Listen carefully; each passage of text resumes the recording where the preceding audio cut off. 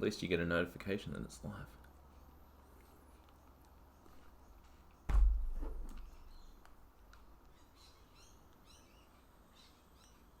Well, apparently a storm's going to roll over here, so Geek. if I cut out. Oh, Jesus. Good. Storms were ridiculous here yesterday. Oh, yeah. Okay, guys.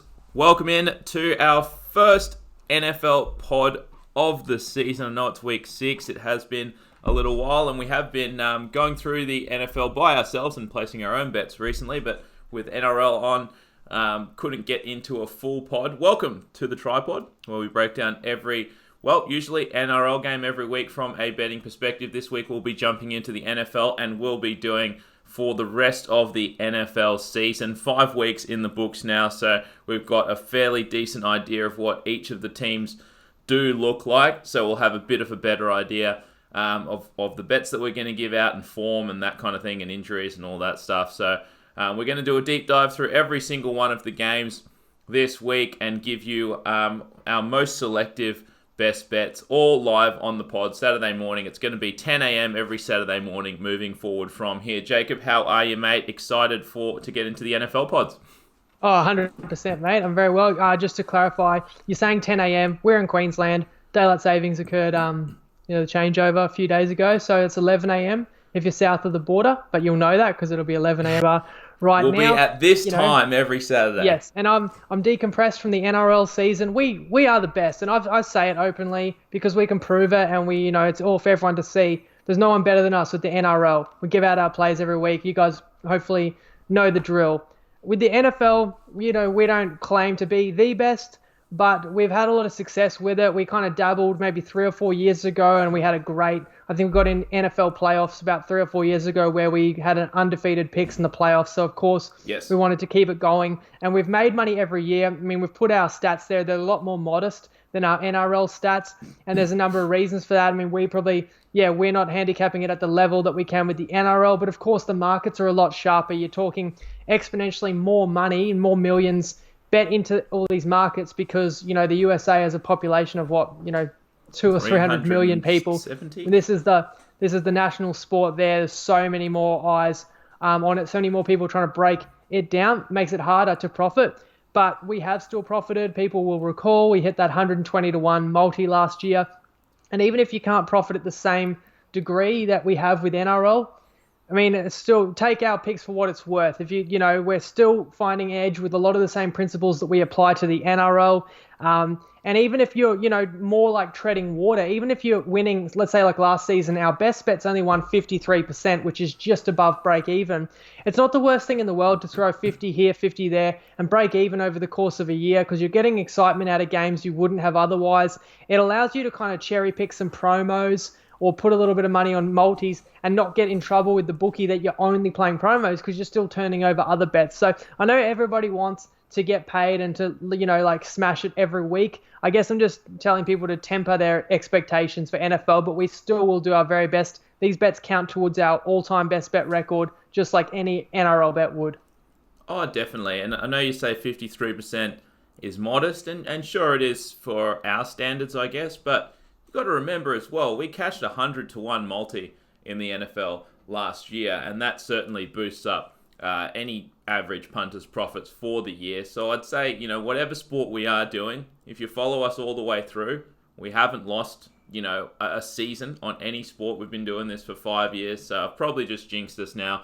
But stick with it, and it's a long season, and hopefully we'll have some more winners for you throughout the season. And for week 6, let's get things kicked off on the early game. It's actually going to be, usually we have to wake up at 3 a.m. to watch most of these NFL games, Australia time, but this one's going to be, I think, at about 11:30 at night. It's over the ditch in London.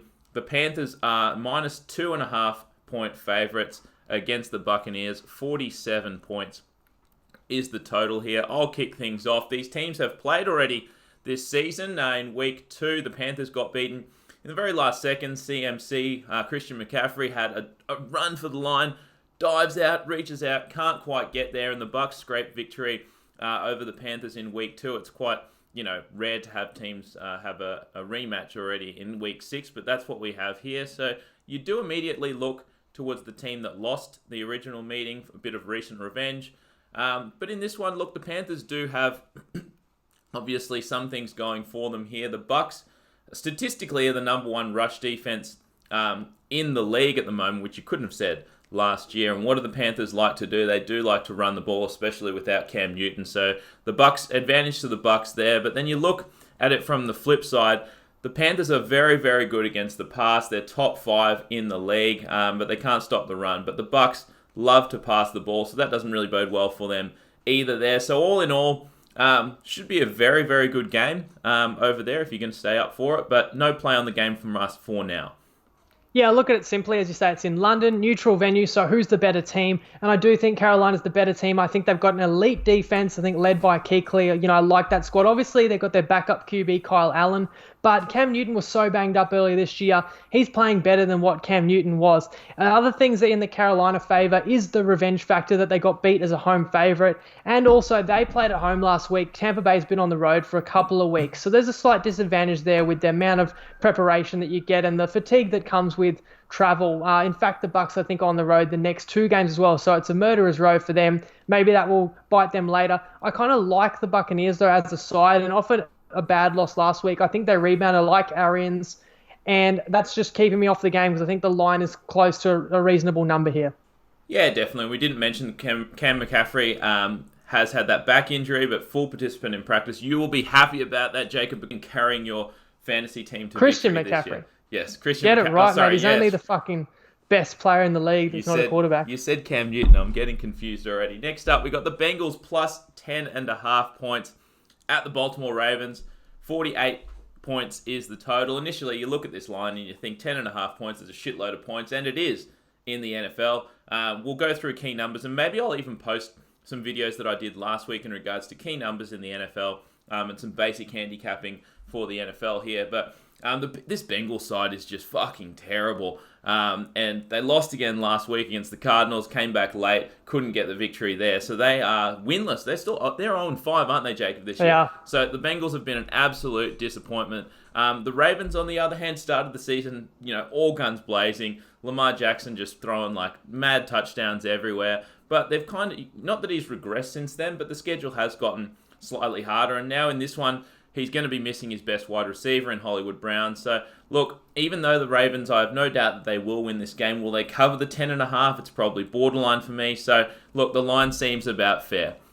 Yeah, no faith in Cincinnati. I mean, they couldn't win at home last week. You would have thought they'd be desperate for a win, and they were home favorites against woeful Arizona. So I know they were down 23-9, getting completely outplayed, actually come back and tie the game 23-all and then lose, heartbreaking style. Yeah. That team almost has to start looking that, they haven't got a win yet.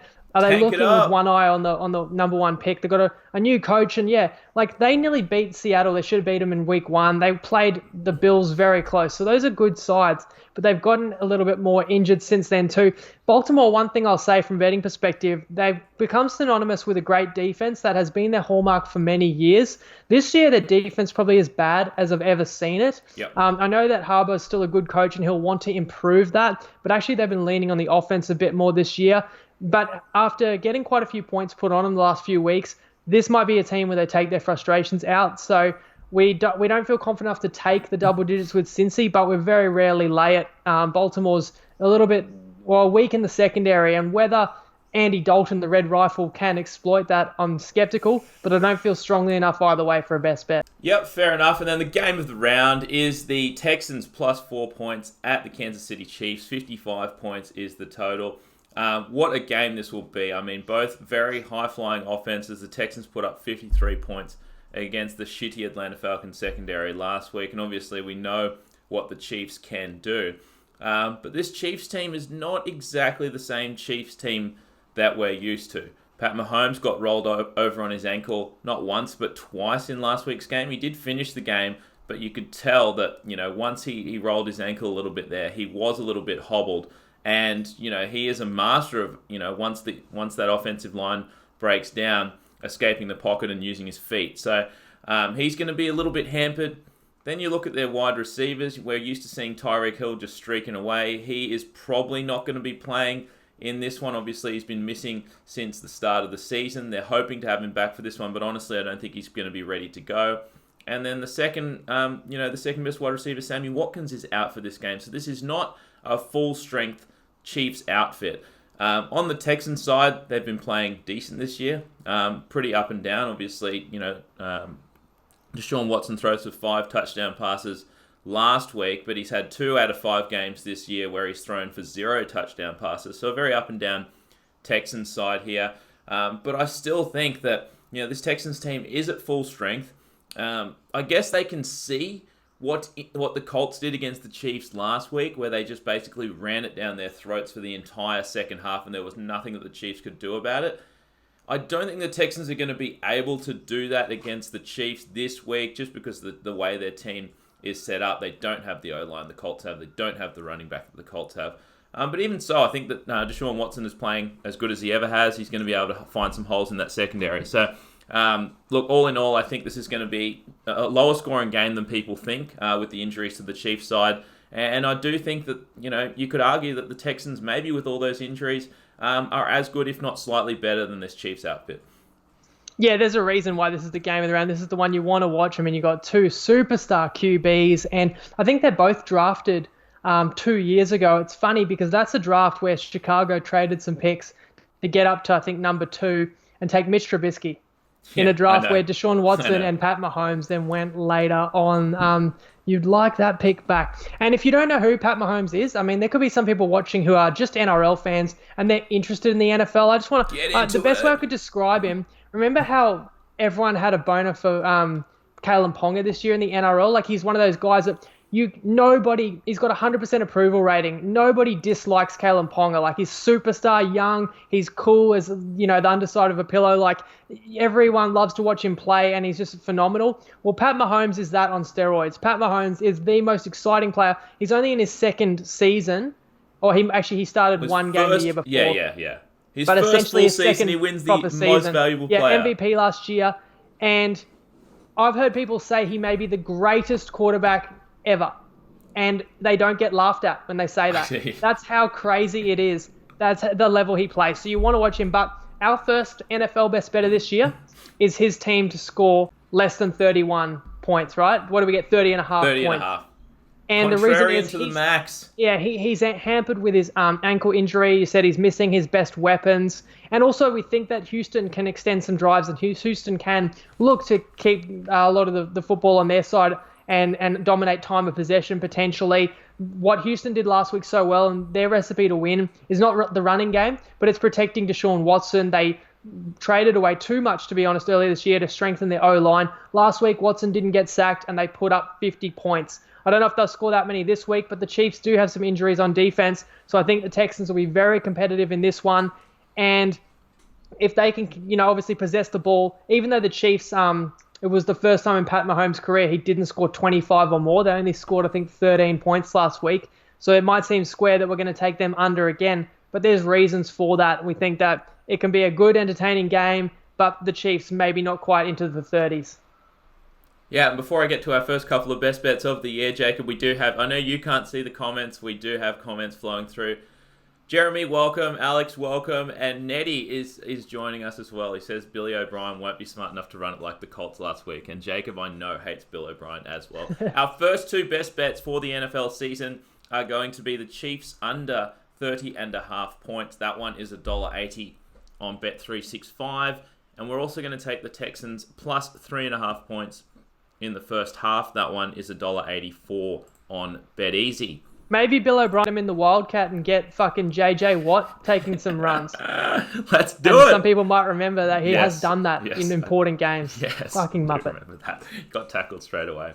Let's move on to the Saints plus 2 points at the Jacksonville Jaguars. 43.5 points is the total.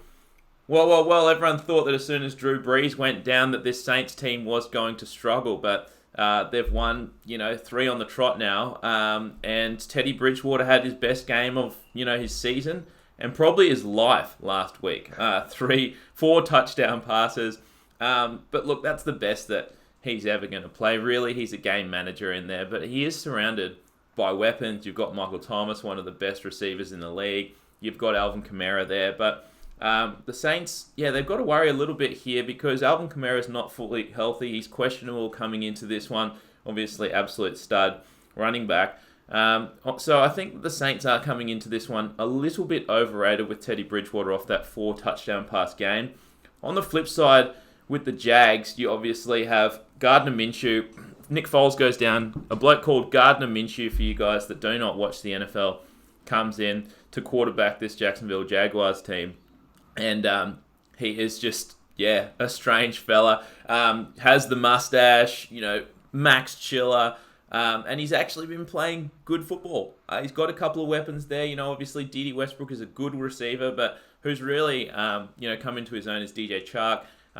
So, look, this Jags team as well had a good game last week. I know that they lost to the Panthers, but they only lost by 7 points, 1 touchdown, and that was, where Christian McCaffrey just went absolutely bonkers, had nearly 250 yards from scrimmage. So, if I had to pick a side in this one, I would actually lean Jags in this one, just at home.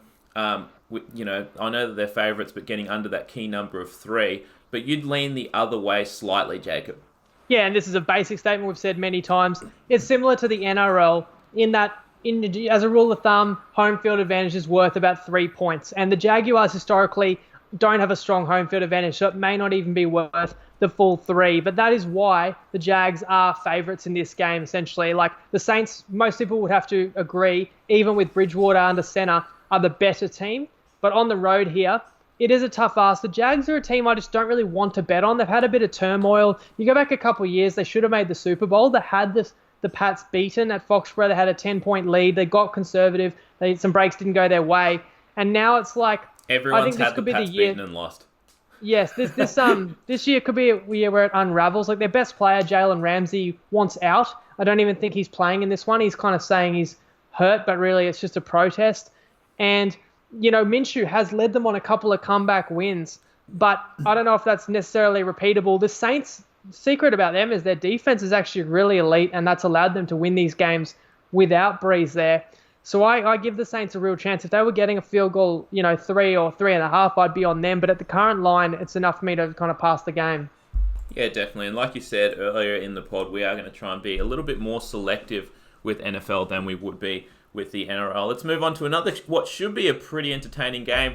The Eagles plus 3 points at the Minnesota Vikings. 44 points is the total. So essentially, like Jacob said, you have to factor in home field here. And generally, people say that home field is worth 2.5 to 3 points. So the line is saying that these teams are pretty much even. I think we can both agree, Jacob, that we do think the Vikings are the slightly better team, despite pretty much everyone heaping shit on them for the first few weeks. I know that they, Dalvin Cook has been an absolute stud, their running back. But everyone heaping shit on them because, they've just been running the ball, very unimaginative offense, not getting the ball to 2 absolute stud wide receivers in Adam Thielen and Stephon Diggs. And then last week, Kirk Cousins hears that and he throws to Thielen for, I think, like 180, 200 yards, something ridiculous. Couple of TDs. On the Eagles side, big hopes for them. They were, a lot of people's Super Bowl picks for this year, but they have had a couple of injuries. Deshaun Jackson's still out, who was an absolute stud for them for the first couple of weeks.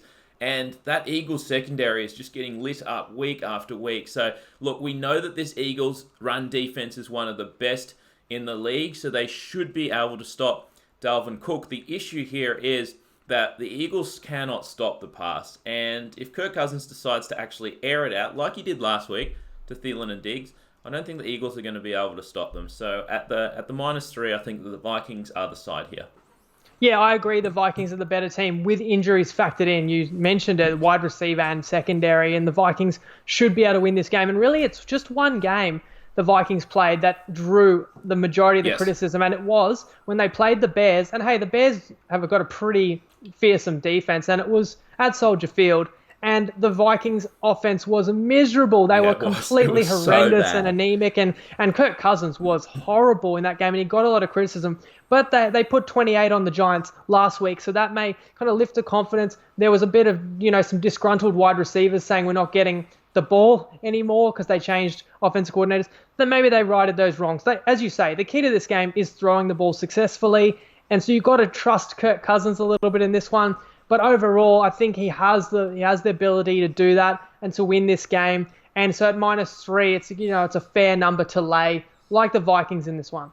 It's not like he can't throw it. He was flinging it all over the place at Washington, so he can be good. Yeah, to get that big deal, get that big deal with like record amount of guaranteed money that Vikings gave him 2 seasons ago. Yes, exactly. We're moving on to a very interesting game here. Did you read the best bets? Oh, I did not. Sorry, my bad.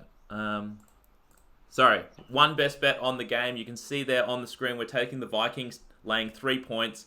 That one is $1.85 on both Neds and Ladbrokes. Moving on to the Seahawks, -1.5 points at the Cleveland Browns. 47 points is the total. Well, this is just two teams not necessarily moving in opposite directions. Well, possibly. But certainly public perception of these two teams couldn't be further apart.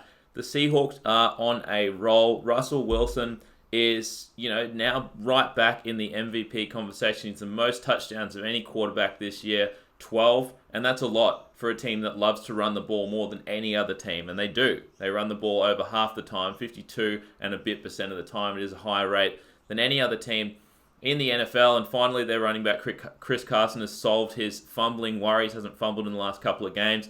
Onto the Browns side. People couldn't be lower on the Browns after last week's absolutely putrid performance. But what we know now is that, San Fran is actually pretty legit. But look, the Browns have to get right at some point here. I know they had huge hopes coming into the season. Baker Mayfield's going to be awesome. You get Odell Beckham Jr., you sign Kareem Hunt. I know that he hasn't played yet, but, Nick Chubb has been a beast for them. You have all these weapons, and they just cannot put it together. I understand that the chemistry is going to take time between Baker and Odell. Is this the week that it's going to necessarily pop and happen?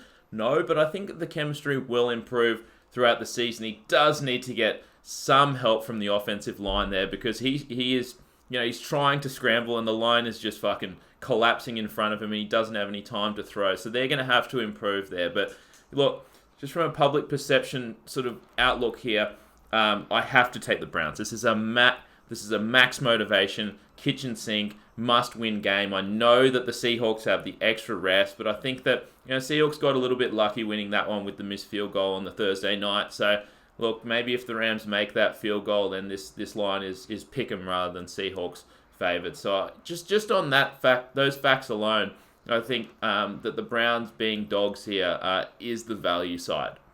Yeah, Browns probably the hardest team in the NFL so far this season to handicap. They've been way off. They were touchdown favorites week 1, lost to Tennessee by 20+. They were touchdown underdogs against Baltimore, beat them by 15 in the end.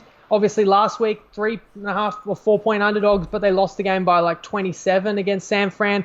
I'm not going to completely dismiss the ability of the Browns because of that San Fran game, because I think San Fran got like a head of steam and just ran it up their ass basically and just kind of demolished them. And once they were down, it just got worse for them. So I do expect a bounce back here. We are going to take the Browns with one market. One thing that is a disadvantage, though, of course, they played Monday night, so you get 6 days to prepare for this game. The Seahawks played the Thursday, so they get a full 10 days. That is a slight advantage to the Seahawks, but I think it's an overreaction to make the Seahawks a road favorite here. The Seahawks are extremely good at home, let's not forget. So when they don't play at home, they don't get those same benefits, such as crowd noise, which helps fuel their defense. And this is not really a play against the Seahawks. I like the Seahawks. I love, Russell Wilson's putting together a good season, and they picked up Clowney preseason. They've got a pretty solid defensive unit too. But Cleveland has solid defensive players too, and that's probably something else we got to monitor. We don't know 100% today, but they got some key players in Denzel Ward and Greedy Williams, in the secondary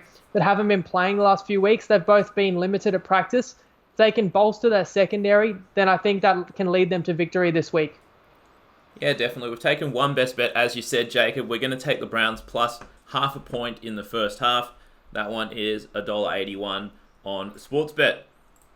Moving on to the best game of the round, we have the winless You've already Redskins. Said that. Oh, okay, the I get winless it. Redskins laying 3.5 points at the winless Dolphins, 42 points. This is the fucking toilet bowl. If you can help yourself, do not lay eyes on this game. This is going to be absolutely diabolical. Two terrible teams here. But look, the Redskins are winless. They've just fired their coach. And look, they don't necessarily want to be winless. They're not in the kind of the frame of mind that the Dolphins are. The Dolphins traded away their whole fucking team. They want to lose this year. They want to get the number one pick. Whereas on this Redskins side, I do think there is some motivation for them to actually put together some sort of semblance of a respectable season. You have guys like Adrian Peterson, an absolute veteran, and he's not going to be happy if they just decide to tank this year. And even if they wanted to, I think that he would actually still go out and run the ball fucking hard. On the Dolphins side, you just know that they want to lose this game. And there's actually, to get a high draft pick for you guys that I guess don't follow the NFL, it's a similar sort of thing to most sports. But look, the Dolphins actually have implications. If they do win this game, they're going to have a lot less chance of getting that number one pick. And that's what they need. They need a quarterback there. They need to rebuild. So, look, I think the Redskins actually try in this one. I think the Dolphins try and lose this one. So, all in all, I think we have to take the Skins in what should be a very ugly game. So that's why it's good to have a bet on it to make it that's exciting. True. I think that's true. You're being too extreme because no, okay, I know. We were talking about this game and you didn't know which side you liked at 3.5. So you can't say live that you think the Dolphins will try and lose. If we actually thought the team would try and lose, be unloading our bank accounts, we'd be getting out, we'd be begging, borrowing, and stealing to bet. It's not that extreme. It's more that the front office wants to lose, and they've shown that to the players. They've traded away, like Minka Fitzpatrick, traded away Laramie Tunsil. So the guys around, these guys still have pride. The players on the field, I don't think they're going out there and deliberately throwing intercepts or fumbling the ball or not tackling.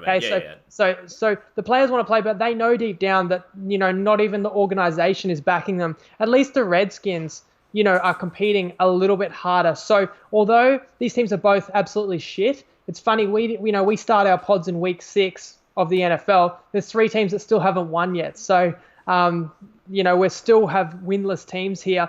We do feel that the Redskins should be the more motivated side. Case Keenum is the best of the 3 quarterbacks they've got there. He's going to play. Josh Rosen might not even be the best quarterback on the Dolphins, but they're in a full rebuild. So we like those factors. Even though it is in Miami, we don't really see a strong home advantage to the Dolphins because the crowd is so disenchanted.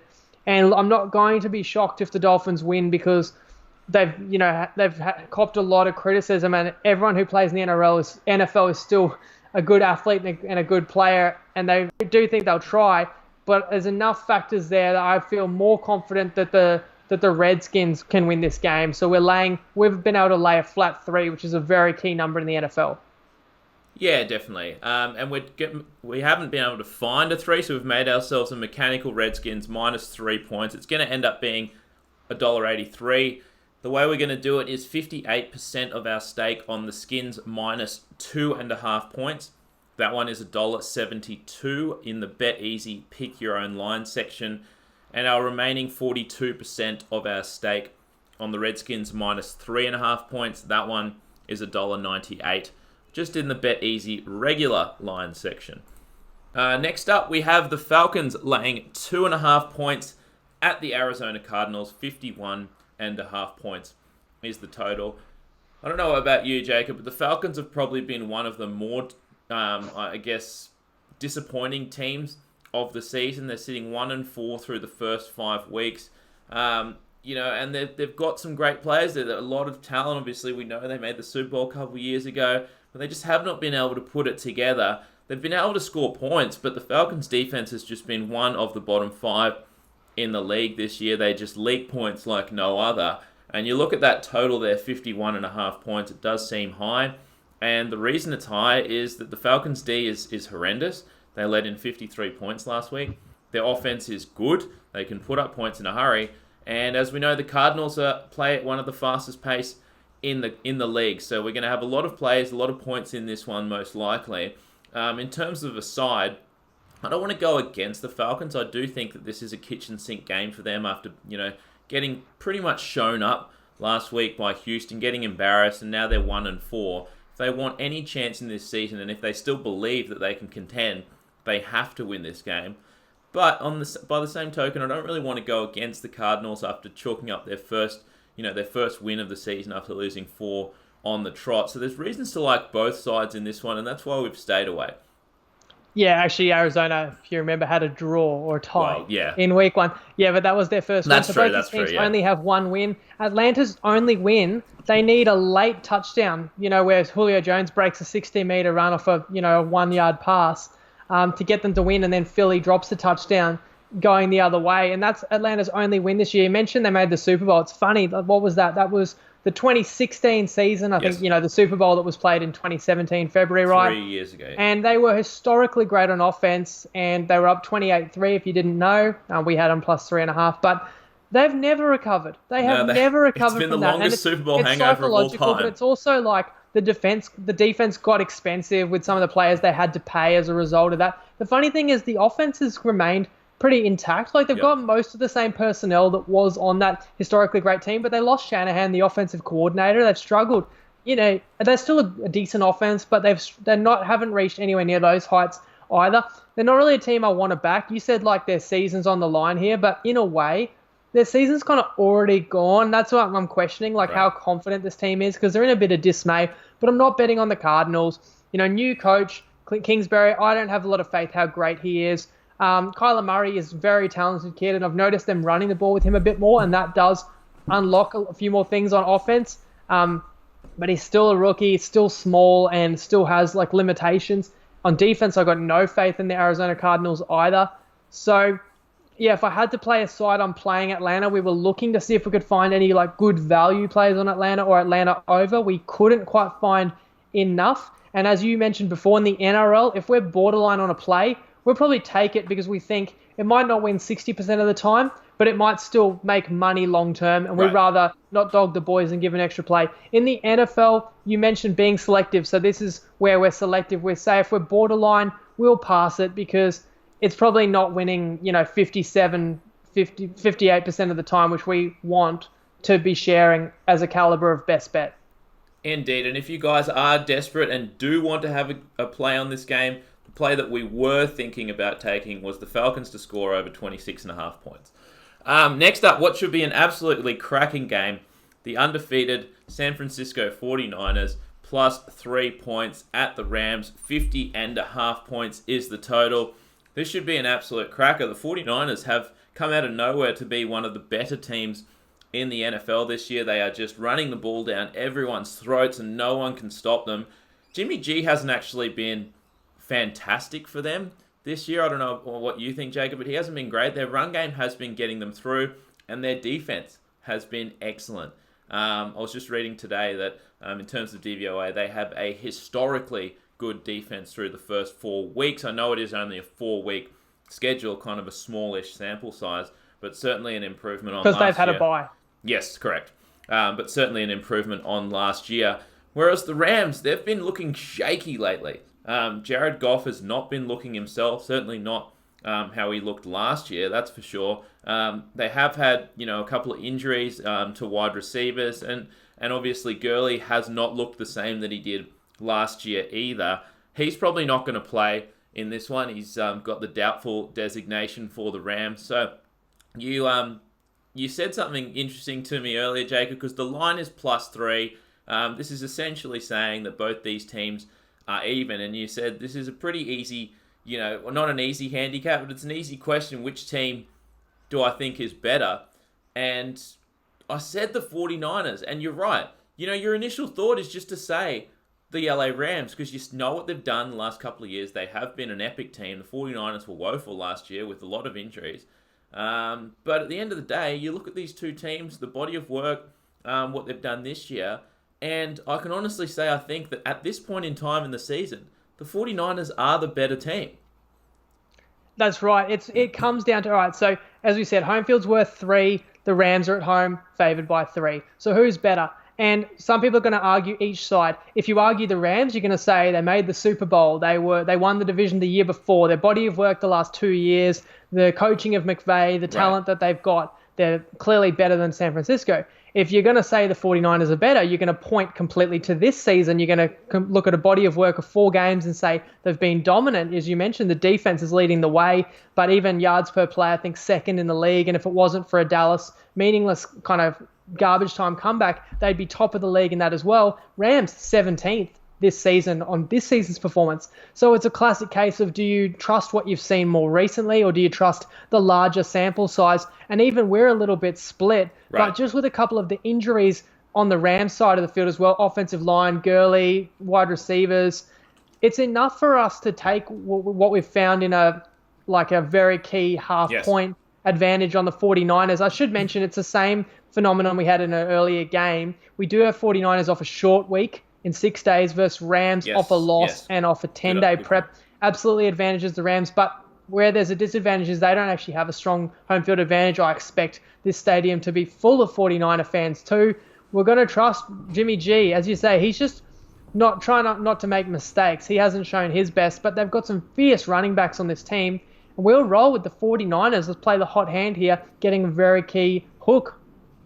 Indeed, and I know you mentioned that 6 days prep in regards in comparison to 10 days prep for the Rams. I will just add that the 49ers did have the bye the week before, so it's not as pronounced that advantage to the Rams. So we are on the 49ers here. We're going to take the plus 3.5. It was the only one we could find in the market. It is $1.82 on Unibet, and as Jacob said, that 3 to 3.5 is one of the key half points that you can get in sports. So make sure you shop around for that 3.5. Next up, the Cowboys laying 7 points at the New York Jets. 44.5 points is the total. The Cowboys they've been solid this year. I guess, Dak Prescott is obviously, I don't think he's signed that contract yet, but he's sort of been playing very, very well. Amari Cooper's been playing good. He's a little bit banged up, but it will be good to go for this one. On the flip side, the Jets obviously get Sam Darnold back. They've had a season from hell. So Sam Darnold gets mono, which is for us Australians essentially glandular fever. And he got that 5 weeks ago. And was it Sackham 5 weeks ago, I think? Now, he got ruled. He was terrible in week 1. He played, and then they ruled him out a few days after that. He hasn't played since. Now, it seemed so strange to me. As soon as they said that Sam Darnold had come out with mono, and that he was going to come back and play after the Jets bye week, it seemed crazy to me. I had a mate at uni that had mono, and he was basically a zombie for like a year. This shit knocks you around, and I know that he's playing in this one, but really, how healthy is he? I think there is no doubt in my mind that he will be 100%. He definitely will not be 100%, especially after 5 weeks. That just doesn't happen. And, I mean, the Jets, even if he plays competently, the Jets just do not have that much here. This Cowboys front is decent. I don't think Lev Bell's going to get, the run game going enough to trouble them. And the Cowboys do still need this game. So, look, with all this being said, I do think that the Cowboys win. I don't think there's any question in my mind in this one. And we've gotten under the key number of 7 here. And I just don't think that the Jets with a not fully healthy Sam Darnold coming back are going to be able to trouble this Cowboys side. Yeah, funny you referred to your uni days. Of course, you went to college in the States. You went to college with the offensive coordinator for Dallas. I mean, is he your mate, Kellen Moore? He came to my house once. There you go. They're calling Dallas Cowboysy State. Yep. And they were rolling. They were undefeated, I think, 3-0, right? Yes. But they've come back crashing down to earth, playing 2 very good opponents in the NFC, a loss on the road to the Saints, and then a surprising loss at home to Green Bay last week. So for that reason, I think they definitely come out very focused, and they need to get a win here. And this is my favorite play of the week because I think they will. I also had mono or glandular fever a couple of years ago, and I know that it wasn't from kissing a girl. Feel absolutely. I know it's very ironic that I would get the kissing disease because I don't know how I got it, knowing my luck, But yeah, I don't see how he just comes back sweet. I think there's a lot of pressure for him to come back because, last week they were down to their 3rd string because Trevor Siemian was the backup. He got injured first quarter of his, when he took over. And then they're down to the 3rd string. Luke Falk, who's been horrible, is not a NFL caliber QB. So they've been desperate to get him back. I can only feel it would be rushed. And so if he's a little bit incapacitated, this Cowboys team is quite a complete side, both sides of the ball. just should be comprehensively better. And so we've got 2 best bets on this game. Yeah, and it's kind of rare that we'll lay a number this high away from home, but we do think that the Cowboys should be able to roll in this one. First up, we will take the Cowboys minus 6.5 points. That one is $1.90 on Unibet. And next up, we're going to take the Jets to score under 18.5 points. You'll find that one $1.92 on Unibet, Ladbrokes, or Neds. And for the completely uninitiated, you said you're going to share the video you did about key numbers. Oh, yep. So a touchdown, you get 6 points, and you get an extra point that's from in front that's worth 1. So almost 95% of all touchdowns, you get 7 points. So obviously, winning a game by 7 is quite a common margin of victory. In fact, it's the second most common, exact margin of victory. So hence, if you can get minus 6.5 when a lot of other bookies are dealing minus 7, you can see that can be quite valuable. Yeah, 100%. And if we put it in NRL terms, it's like laying 5.5 as opposed to 6, which we all know is much better. Next up, in what should be another pretty poopy game, we have the Titans plus 2 points at the Denver Broncos. 40.5 points is the total. You excited for this one, Jacob? Joe Flacco versus Mariota. Battle of the QB should be absolutely great. No, look, both these teams are very, very average in my mind. I think that the Titans are still, probably the slightly better team here. I think the line does reflect that. Look, if I had to lean aside, I would take the Broncos here. Up in the altitude in Denver, they do have a fairly strong home field advantage, and historically so at the beginning of the season when teams travel to Denver and hit the altitude, have a bit of trouble, not necessarily breathing, but you lose fitness faster and it's tough breathing in the altitude. So, look, the Broncos have played 2 home games so far this year. They came close to winning but didn't win one. I think this one they will be motivated for to give their home fans their first home victory here. But in saying that, I can still agree that the Titans are slightly better. So, look, gun to my head, I am taking the Broncos minus the 2 points here, but the line discrepancy probably just isn't enough for me to pull the trigger. Yeah, I feel the same way. I think the Titans are a little bit better, but the Broncos are at home. You've got to respect that. I looked at this Broncos team before the season. I thought one thing we know for sure, it'll be a pretty good defense, especially defensive line looks stacked. You had Bradley Chubb that they picked very high in the draft, and obviously Von Miller. And they didn't have a sack for the first month of the season, and Bradley Chubb did his ACL. And then, ironically, last week was their best game on defense. They actually got to Phillip Rivers, and they won the game as a big underdog last week without Bradley Chubb, but you can't sustain that now. That's a significant injury to the defense. And on offense, they paid big money for Joe Flacco, who hasn't been good for 6 years. I mean, he's living off the coattails of that miracle playoff run when they won the title with Baltimore, and he actually burned Denver that season. And for some reason, they thought that he could recreate that. And he'll have an odd game. Every third or fourth game, he'll probably connect on a couple of bombs, and people go, oh, yeah, he's a veteran, he's good. But if you watch him week in, week out, he's shit. Titans are inconsistent on offense. They'll have weeks where Derrick Henry's running downhill, running over people, and then they can get the play action going and Mariota can look good. And then they'll have other weeks where Henry gets stonewalled and Mariota's got nothing. So It's hard to know. They played a pretty competitive game last week at the Bills. They lost, but that's not, no disgrace. But the Titans, the difference is I think they still believe they can win their division. It's opened up since Andrew Luck retired and since the Texans have dropped a couple games and Nick Foles got injured. Whereas Denver, I don't know where they're going this year. They're probably not even going to have a winning record. So, again, not enough value on either side to make a best bet. Yeah, nothing on this game. I see a comment flowing through. I'm going to flick it over to you, Jacob. Which team is worse? Someone's asking the Broncos in the NRL? The Broncos in the NFL. It's fucking close.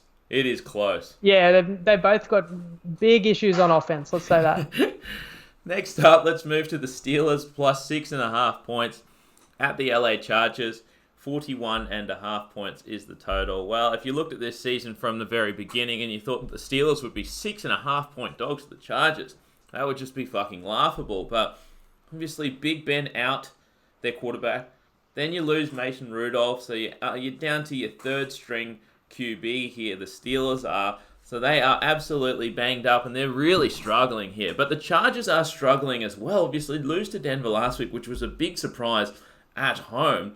And, I know that a lot of people like Phillip Rivers. I know that he's been very consistent, but I just can never get over the fact that when I watch him play, his throwing motion looks so fucking weird that it just puts me off. And I don't know if it's like in my head, but it makes me think that he's not he's not an elite QB. I don't know if it's because he isn't anymore, or I don't know if it's because of his throwing motion. But anyway, Chargers get Melvin Gordon back last week. They're running back. He plays a few snaps, has most of the running. Their coach Anthony Lynn says that they're going to get him more involved this week, which makes me look. Everything he says is usually fairly truthful, so I do see this game going this way. I think the Chargers do win. I think they have the lead. I think the Steelers have a decent enough defense to not let them put in too many points. I can't see the Steelers scoring too many points in this one. So, look, I see a low-scoring game where the Chargers are leading and they're running the ball a lot with Melvin Gordon. So, although, I think the Chargers win this one, I still think that they could easily win this one without scoring over 20.5 points. So, I see a low-scoring game in this one. That's why we've got the bet that we have. Yeah, funky throwing motion, but Phil Rivers is still a good QB, still has some good receivers to throw to, although Hunter Henry, the tight end, is he a top 10 QB? The top of my head, I would say he's around that. Probably around number 10. Be interesting to look at. I mean, this team won, 13 games last year. If it wasn't for Kansas City, they only lost, didn't get a number 1 seed or a number 2 seed in the playoffs in a bye week on a tiebreaker. They were really good last year. And, Keenan Allen is, an elite receiver. Melvin Gordon back. They've got Eckler. They got weapons, although Hunter Henry's out. They've got another player called Melvin. 2 of their best players called Melvin Ingram. And he didn't play last week. He's questionable too. So that's, would be a big loss on the defense there. Speaking of defense, the Steelers, I really like their defense this year. They've rebuilt the side and they've got speed. I mean, since they lost Will Shazier a couple of years ago, they struggled with, not having speed at linebacker. But they drafted Devin Bush in the first round, and he's been really good. He's improving. They traded for Minkah Fitzpatrick. To give up next year's number 1 pick when they knew Ben Roethlisberger was out, they had to have a lot of faith in Fitzpatrick. And he's only going to, improve as he gels in with that side. So that's where they can compete in this game, is playing good defense, because they're down to the third-string QB, as you say, Devlin Hodges. But they're crafty and that they'll run the ball, and even though it's obvious that they're going to be a bit one-dimensional and run, they will run in creative ways, and they will play wildcat, and they will do QB read option. True. and little flip plays. They will do a little less of that without Jalen Samuels. But yeah, you're right. Yeah, but they obviously they have to run this game through James Conner to stay on the field to extend their drives. It's just enough where we don't really know if Steelers can cover this game, but I think that they can compete at a level to keep it low scoring. Even if the Chargers win, we don't necessarily think the Chargers will run up a lot of points. Yeah, absolutely. So we've just got the one best bet on the game for now. We are taking the Chargers to score under 24.5 points. That one is $1.83 on Bet365.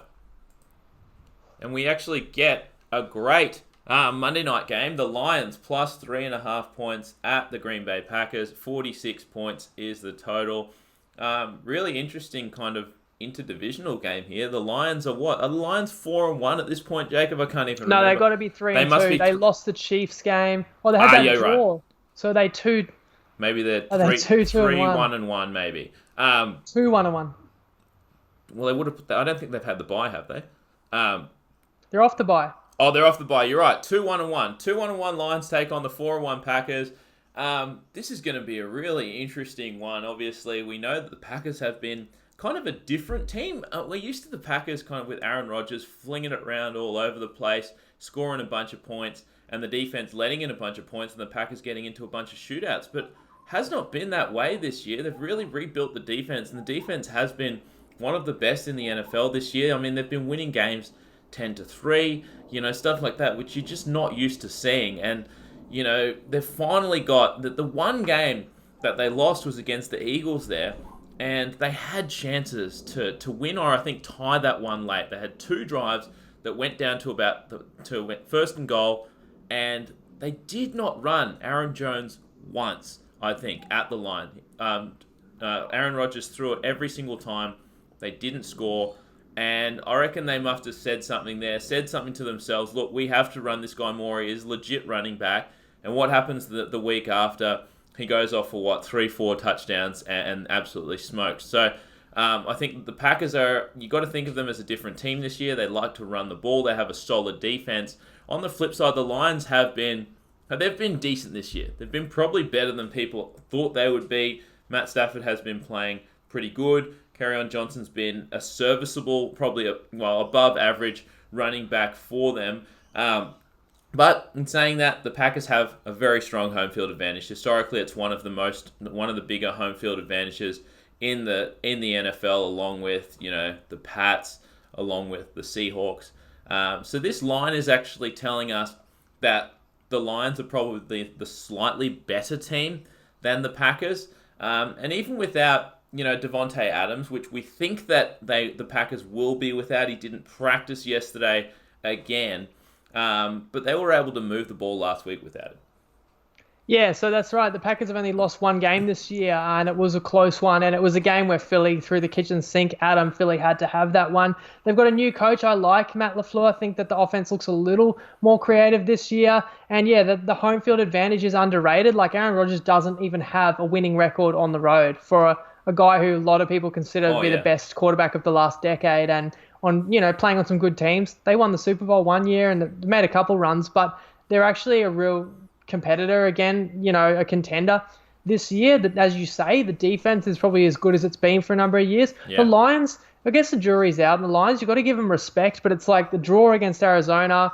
They won a very close game against Chargers where Chargers gave away a lot of points. They won a close game, although it was a well-deserved win at Philadelphia.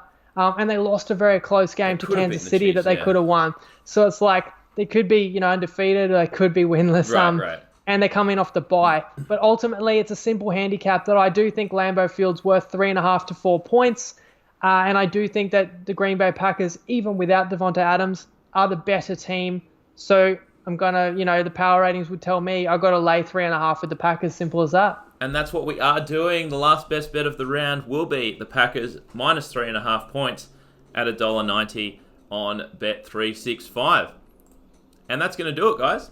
Thank you for tuning in for our first NFL pod of the season. Hopefully we didn't bore you too much. Like Jacob said, even if you have been following us purely for the NRL, and this will be your first year getting into the NFL, try and watch a few games. It'll take a bit of getting used to for sure after the NRL.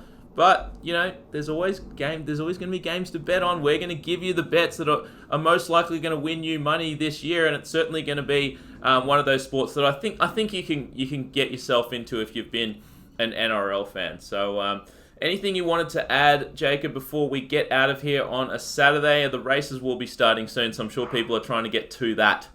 Yeah, people might be playing promos and stuff. Yeah, look, I know there's people who blindly bet every bet we give out, especially NRL. I mean, with our NFL, if you choose to do that, we don't think you're going to go too far wrong. We've said we've never lost people money in a season, but take what we say on board. I mean, you might follow it yourself. You might have your own handicap, and that's the beauty of our picks, is that it's no mystery. We tell you why we like a side. If you disagree that our reasoning's strong, or obviously we don't have a lot of time. We went through 12 or 13 games now. So we have to be brief. So there's plenty of other factors we don't get to touch on. We appreciate when you guys comment and say, what about this factor? What about that? There's plenty more to discuss. And, we're not perfect, but that's why I just say, sprinkle it in. You can't go too wrong kind of taking some points on board that we're mentioning that you may not have considered. Yeah, definitely. And look, on that note, someone asking in the comments if there'll be 100 to 1 multi again. I know that we mentioned we did hit one of those last year in the NFL. Look, there will be NFL multis. Make sure you've downloaded the Tripod app. All of our multis will be going there. We'll have a Bet365 one. I think that there's a few promos on same game multis, so we'll pick our favorite games and release a few multis on same gamers and little things like that. But we'll scour around. It'll be a similar sort of deal to the NRL. Just make sure you've got the Tripod app. As soon as we post those multis, you will get a notification for them. And make sure you're in our Facebook group, obviously, as well. I think we're going to start having some NFL game threads from this week moving forward. Look, thanks, guys, for tuning in on a Saturday. I know it's kind of tough for some of you. I'm sure some of you are hungover. I'm sure some of you want to get to watching the horse races, but we appreciate you tuning in, appreciate your support, and we will see you next Saturday morning at 10 a.m. to break down round 7. See you then.